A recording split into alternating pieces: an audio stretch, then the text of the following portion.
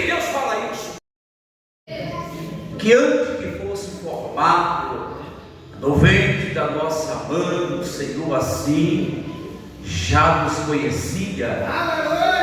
Quando eu vejo essa palavra, eu estive em uma palestra o mês passado e uma da palestrante falou muito bem acerca da vontade de Satanás em matar as crianças já formadas no ventre da sua mãe, com algumas semanas, os projetos e as leis que são colocadas e analisadas e até mesmo concordadas para impedir em que o ser humano venha ao mundo. Eu sou de uma geração em que por muitas vezes nós conhecemos pessoas que, no momento de desespero, resolveram fazer isso, tirar os seus próprios filhos por conta de confusão no meio da família, até mesmo no meio da minha família, foram por muitas vezes tentado arrancar do ventre de parente meu criança, mas Deus permaneceu fiel e não permitindo que elas fossem tiradas, porque Deus já tinha um projeto. O trabalhar de Satanás em questão de destruir o ser humano não se começa agora, não começou há 14 a 16 anos atrás com este governo que nós temos. Não vim aqui para falar sobre política, mas nós podemos dizer que a perseguição para destruir o ser humano já vem bem antes que nós fôssemos formados. Pois a Bíblia diz que o rei do Egito deu a ordem para que matasse as crianças, e nós sabemos que o plano dele prevaleceu em algumas crianças, mas naquele que Deus tinha um plano, ele não pôde tocar. E é por isso que nós estamos aqui nesta noite, é porque antes que nós fôssemos formados, Deus já nos conhecia. Às vezes eu questiono por que a minha mãe escolheu um nome que é difícil encontrar, irmão. Na verdade, eu nunca vi um nome semelhante ao meu. Mas depois, lendo essa palavra, eu vejo que o próprio Deus já tinha escolhido o meu nome. E é por isso que a minha mãe colocou este nome. E quando Jeremias, sem capacidade nenhuma agora, ouvindo a voz de Deus para avançar e pelejar não contra o povo, mas contra os principados e potestades. Porque eu costumo dizer que o nosso inimigo, ele nunca vai usar uma parede, um veículo, uma árvore, ele nunca vai usar nada nessa terra, senão o ser humano, para poder confrontar o nosso Deus, para poder fazer com que nós venhamos errar ou pecar contra o Senhor. Então, se a nossa peleja não é contra o povo, não é contra o homem, é contra ele. É por isso que Deus manda Jeremias sentir os seus lombos, se fortalecer. Por quê? Porque aquilo que viria sobre ele, sobre a vida dele, era para ele estar pronto, preparado. Só que a peleja de Jeremias se enfrentar é de um povo do coração duro. E é por isso que Deus diz: olha, e pelejarão contra ti, mas não prevalecerão.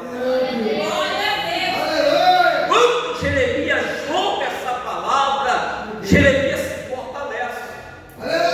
Se fortalece porque a mensagem não estava vindo de um rei terreno, não estava vindo de um guarda, ou seja, não estava vindo de um capitão de exército, estava vindo do próprio Deus. É por isso que quando Josafá recebe a profecia, a palavra direcionada pelo Espírito Santo, em 2 Crônicas capítulo 20, que o inimigo ia peleja contra Josafá, aí a mensagem vem no capítulo 20 e no verso 15: não temas esta grande multidão, porque esta peleja não é vossa, mas sim do vosso Deus. É aí que se faz com que Josafá se põe de pé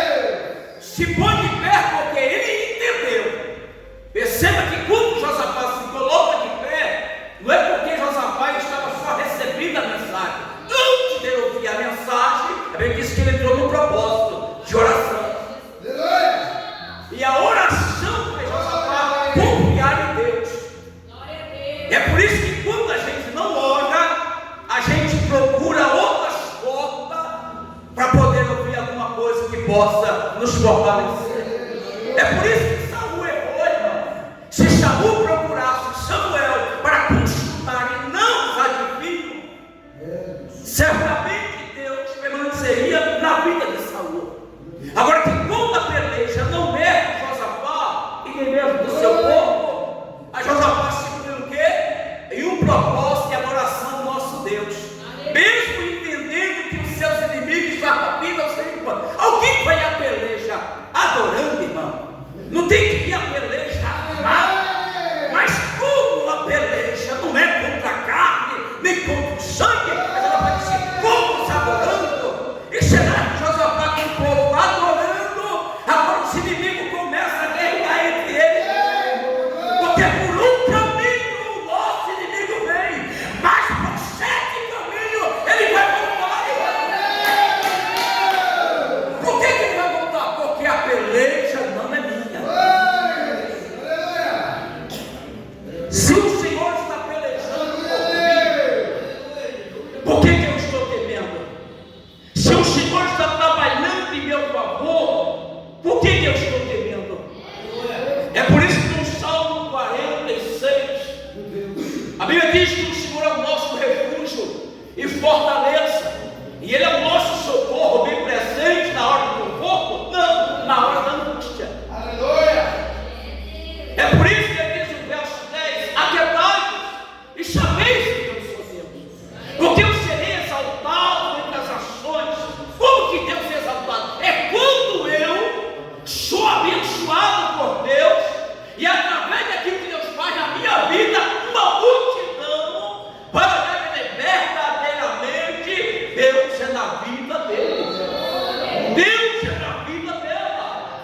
É por isso que diz, aquietai-vos, sabeis que eu sou Deus, porque serei exaltado entre as nações, serei exaltado sobre a terra. O Senhor dos exércitos está conosco, o Deus de Jacó é o nosso refúgio. Quando ele diz em Isaías 41, não temas,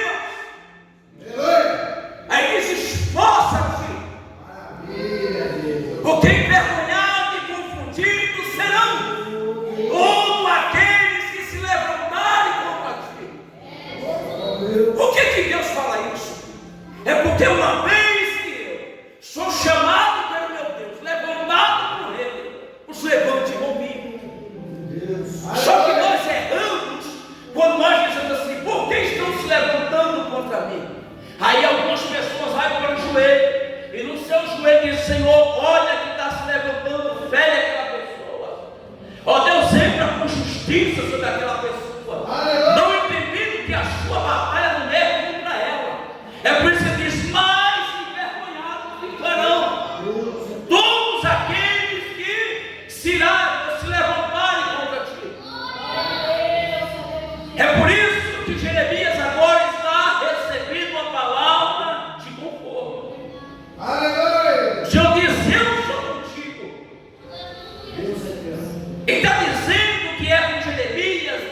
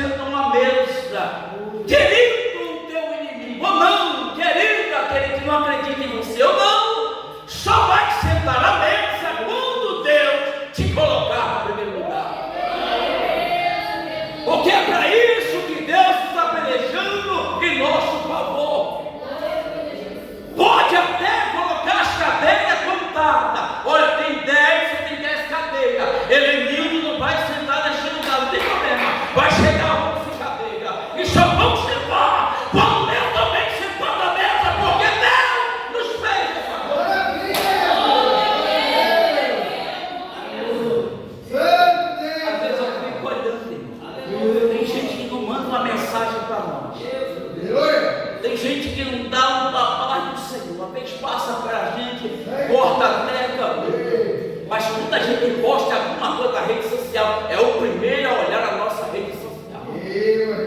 Estão sempre nos observando. É para ver se nós ainda estamos de pé.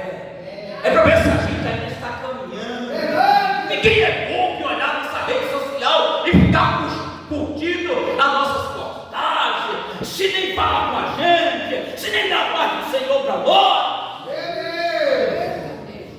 É por isso que quando Davi chega ao lugar de batalha e os seus irmãos estão tremendo de medo, porque tem gente que mostra que é, mas não é. Agora o menino chega para trazer notícia, mas de repente vê os seus irmãos com medo de um gigante. Porque mostrar que é alguma coisa é fácil demais, mas Deus é aquele que conhece a cada um de nós.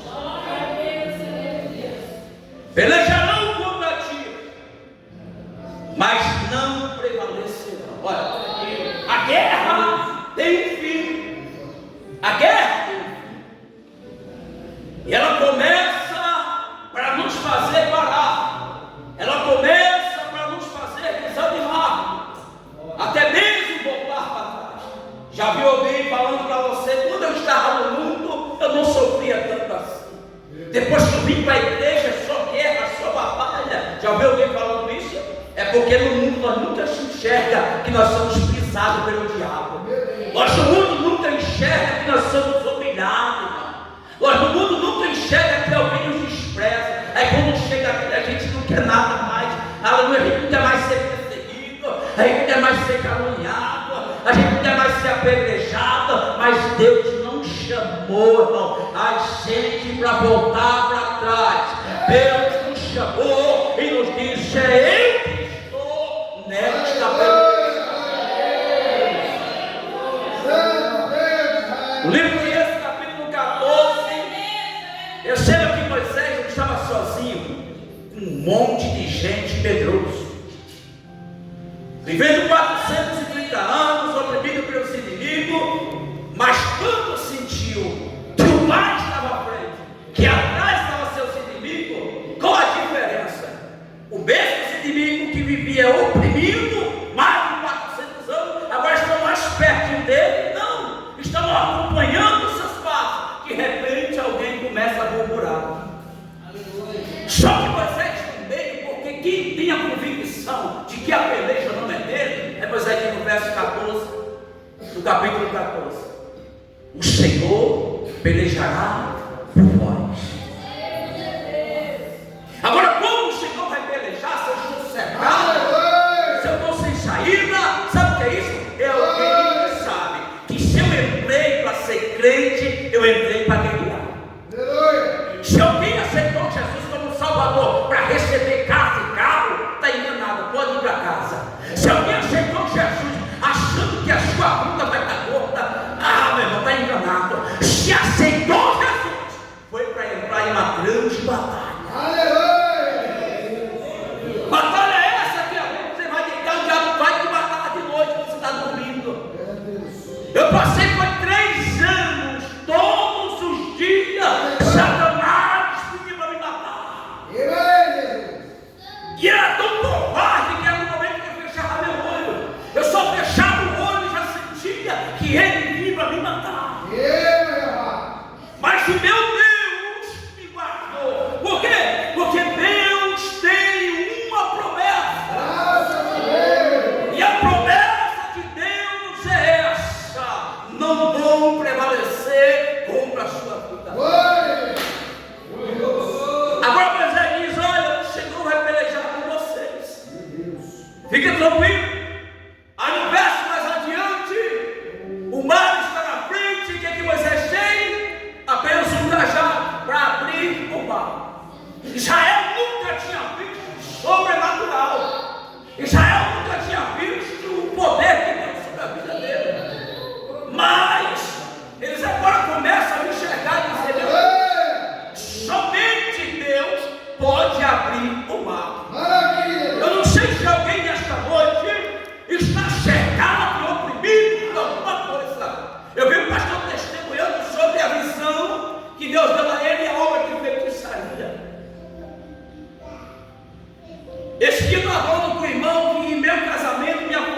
família foi feita tanta obra de feitiçaria que se a gente não tiver conectado com a palavra, a gente vai no embalo.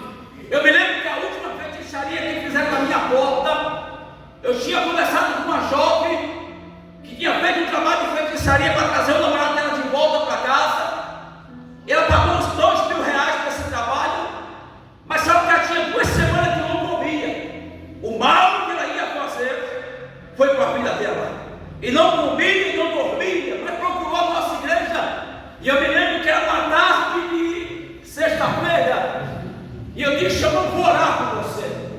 Venha domingo no culto e Deus vai te libertar. Porque às vezes as pessoas vêm o culto, recebem oração, mandam o mal embora, se manifesta, mas depois vai abrir a porta da legaria do diabo de novo. Quando foi domingo ela apareceu. Só que quando ela saiu na sexta-feira, eu fui para o fundo da igreja que tinha casa pastoral. E quando eu saí para fora, tinha um pedaço de bolo, uma chupeta de neném, de criança, na porta da igreja. E eu liguei com um pastor amigo meu, esse feiticeiro. Eu disse: pastor, acabaram de fazer uma obra de feitiçaria, aconteceu isso e isso. E ele disse: o que significa o bolo? Como é que se corta o bolo? É uma parte mais grossa, depois vai e afina, símbolo de uma língua, não é isso? E a chupeta para a criança, sabe assim, quer para quê? Para acalmá-la, para calar a boca dela, não é isso? Ele disse: o diabo quer calar a tua boca nesse lugar. Aí eu entendi que Satanás não brinca.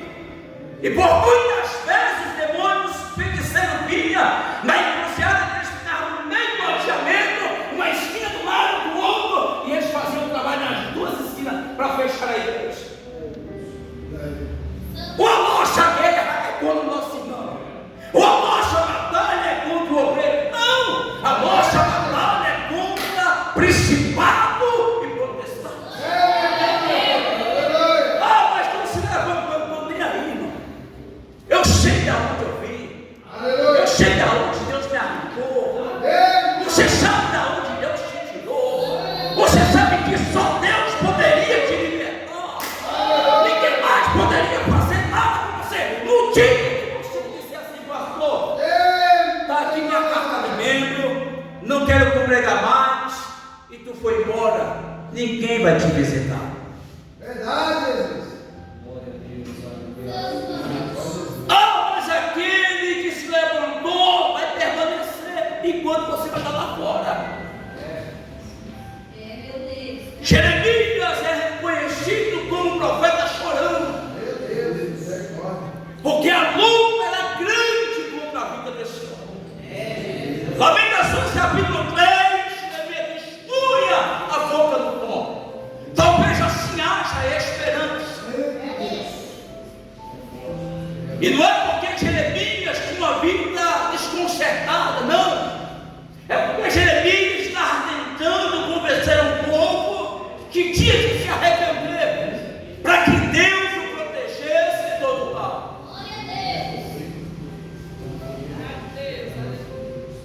Quando o jovem dizendo no capítulo 19, verso 25, Deus do céu. quando o jovem estava numa grande batalha contra Satanás.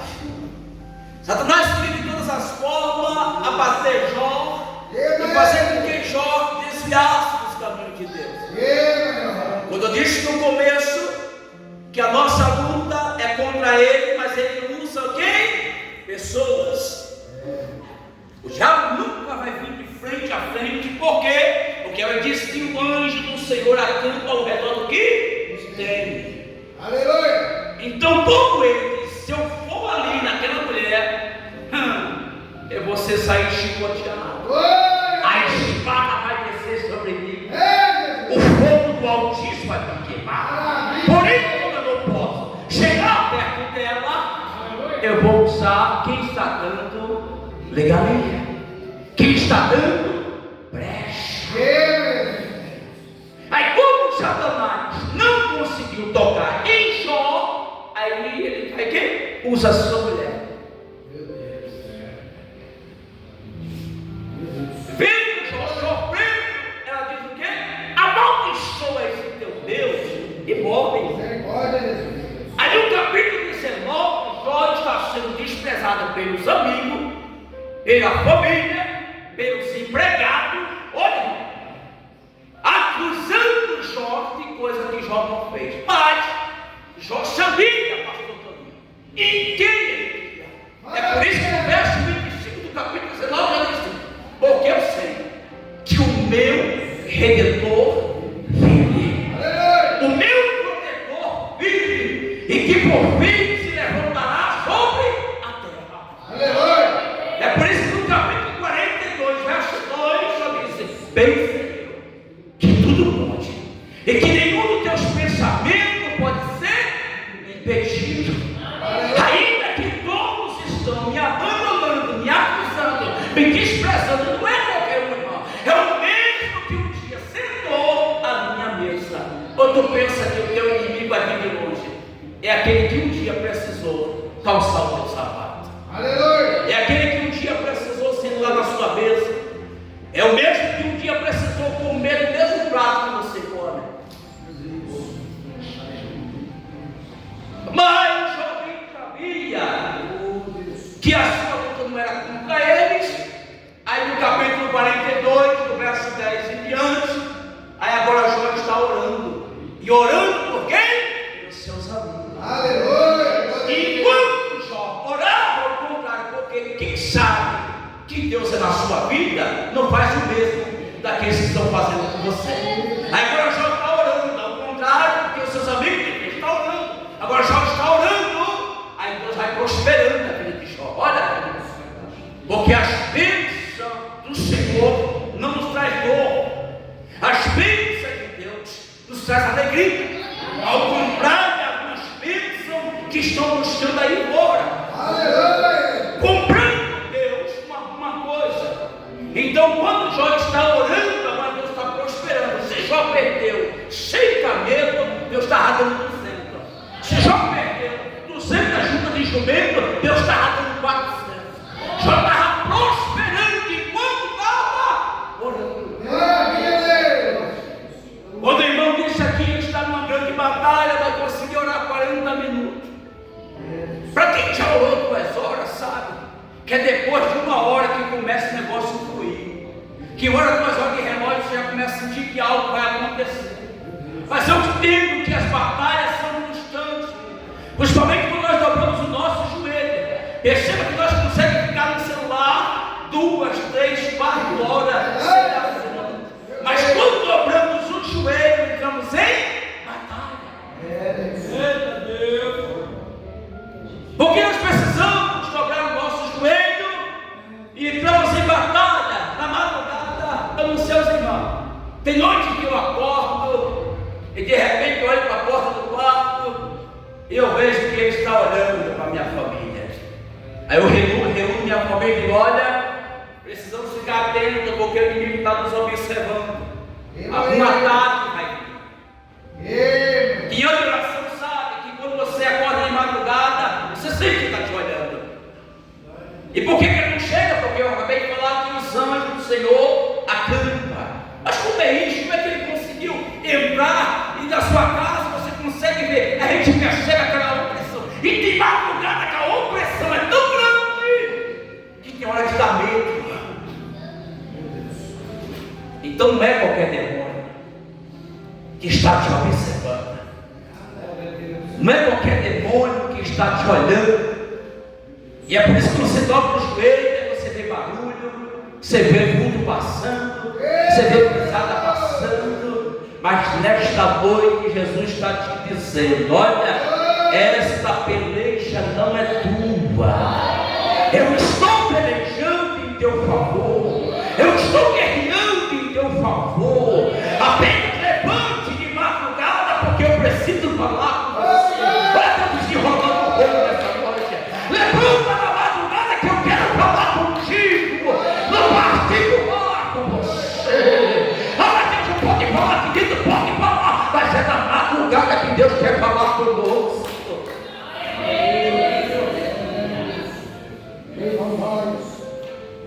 Quem tem uma vida de oração, irmão, a Bíblia diz no livro de 1 Reis, capítulo 18, Elias está orando, e quando ele estava orando, ele diz ao seu servo: olha, vai até lá ele dá uma olhada, voltou, nada resolveu. Olha como é que Deus faz. Porque alguém quer receber as coisas na primeira oração, na primeira campanha. Quem veio hoje tem que vir até o final. Porque nós estamos falando de guerra. Aleluia. É por isso que quando começa uma campanha, no final, fica só a metade. É porque o diabo disse, se ela permanecer, se ele permanecer nessa campanha, Deus vai honrar. Por isso, ele vai criar o quê? Situação para que nós não chegamos a campanha.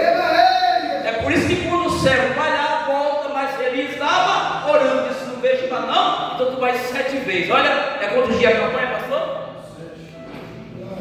Aleluia. Mas eu já fui um dia, não vi nada. O que meu Senhor está mandando eu fazer? O que eu vou fazer? O que eu vou olhar para o lado da montanha? Aí volta nada, vai de novo nada. Está me fazendo de bobo? Vai na 7ª vez. Porque Deus quer o quê? Perseverança. Aleluia. Na 7ª vez que ele vai, ele volta e diz, olha, alguma coisa apareceu. Eu estou vendo uma pequena nuvem do tamanho da mão de um homem, que está subindo do mar. É só isso? É. Então vai lá e avisa Acabe, vai parar os carros porque vai chover. Aleluia, Deus trabalha na mim das coisas. Deus trabalha porque Deus é Deus de mistério. Deus não trabalha da forma que nós queremos ensinar como trabalhar. Deus não precisa da orientação humana.